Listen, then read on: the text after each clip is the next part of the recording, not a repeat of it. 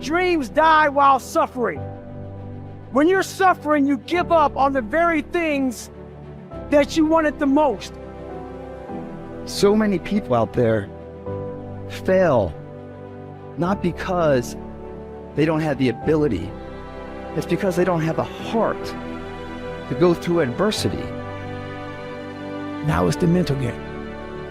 And that's where people get lost in life, get lost in that next level. So, you know, if you take people, and I've told you this, and you expose them voluntarily to things that they are avoiding and are afraid of, you know, that they know they need to overcome in order to meet their goals, their self-defined goals.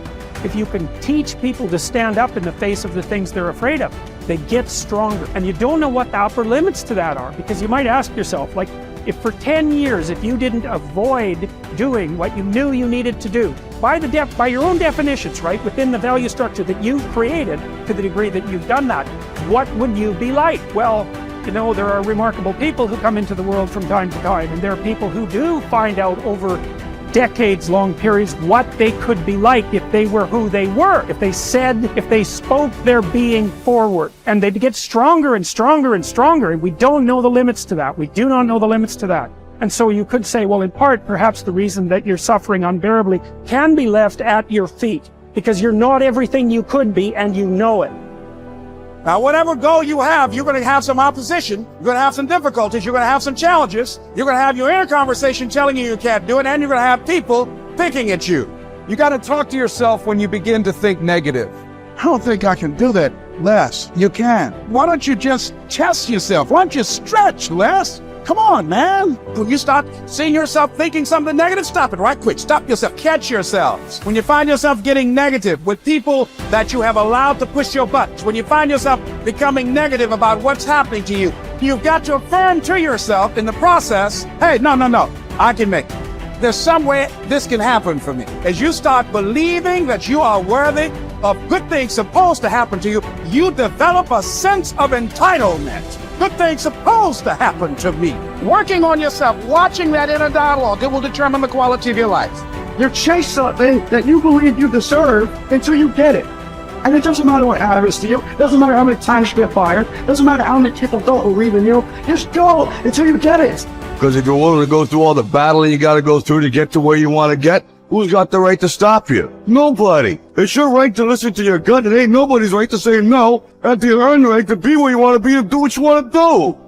If you do what is easy, your life will be hard. But if you do what is hard, keep coming back again and again and again. Get up dressed every day, knowing some way, somehow, with a spirit of expectation, I can do this. If you do that over and over and over again, your life will be easy.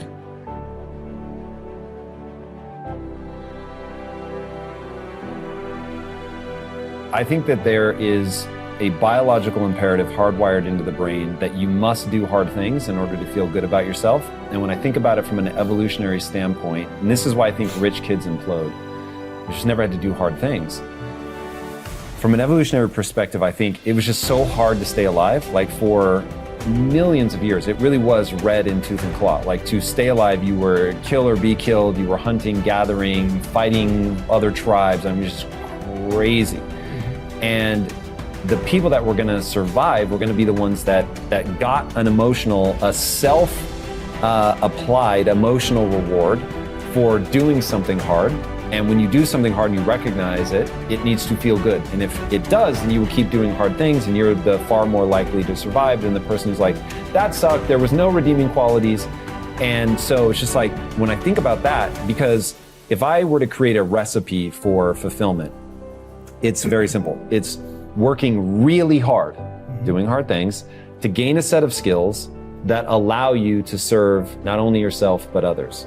That's it. That's the whole recipe. But it really has to be that you had to do something hard. If it came easily to you, it won't give you the sense of respect that you want. Like the stuff that I've gotten more easily in my life, I don't take a lot of pride in. It's always the stuff that I grind out, like through pain and suffering, and I endure. In fact, I want to read you a quote. This is one of my all-time favorite quotes. So here it is. To those human beings who are of any concern to me, I wish suffering, desolation, sickness, ill treatment, indignities.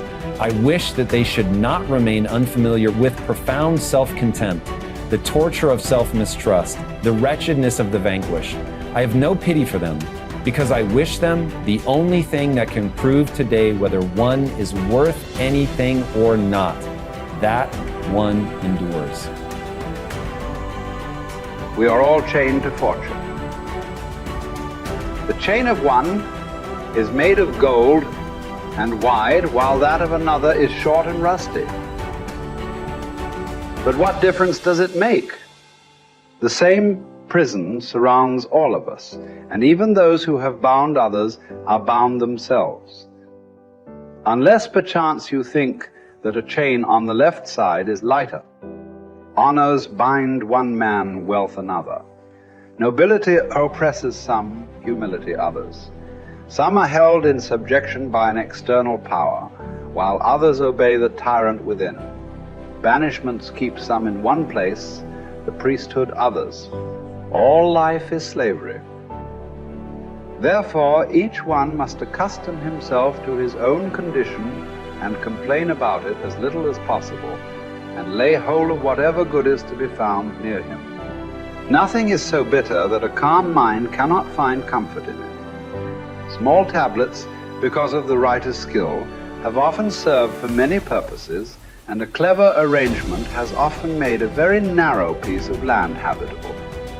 Apply reason to difficulties.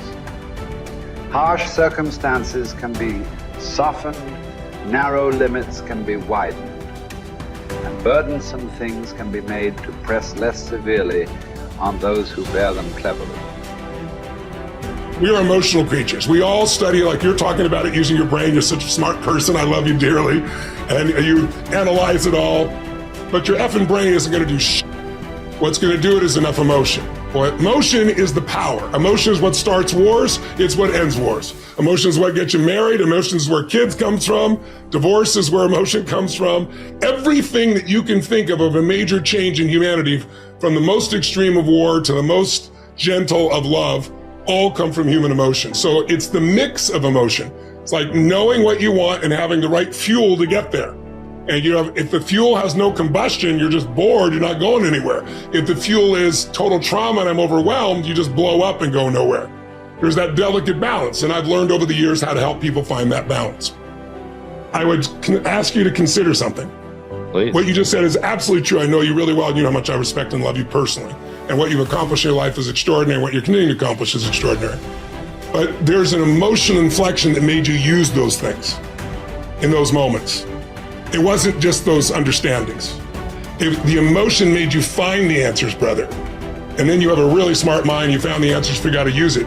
But there were inflection moments that made you do it. There's a reason why you left your company after building it to $1 billion. It wasn't intellectual. It's emotions. So, but you have developed your mind so much, it's like your right arm, your bicep is really strong, your left one, not quite as much. And I'm inviting you to consider that your left one is your more powerful one, and you've used it in key moments. But it's very protected to use the mind, because we're all afraid to feel a little too much. So the more I can understand it, I put it out here, I can analyze it, I don't have to be in it. But the truth is, where the real impact is when there's enough emotion that gets you to apply the things that you understand intellectually, right? Or find the answer that you didn't even have the answers. You found the answers intellectually because the emotion drove you. So it's really studying what creates that emotion that makes the difference in anybody's life. That's where everything begins and ends, is with emotion. And yet our society is all about up here. In Chinese medicine, it's all about the heart, right? That's considered the center. In America, we think it's the brain. Now, when you first are born, your heart starts beating. That's how we know you're alive, and there is no brain yet. And this literally is the initial sense of intelligence. That's why, for thousands of years, even poets have talked about the power of the heart. Well, the heart has tremendous power, and there's a biochemical connection between the brain and the heart that I know you know about. And learning how to use that is where you create more lasting change. When I was understanding it all, I was good. When I learned how to move people, I got great at what I was doing.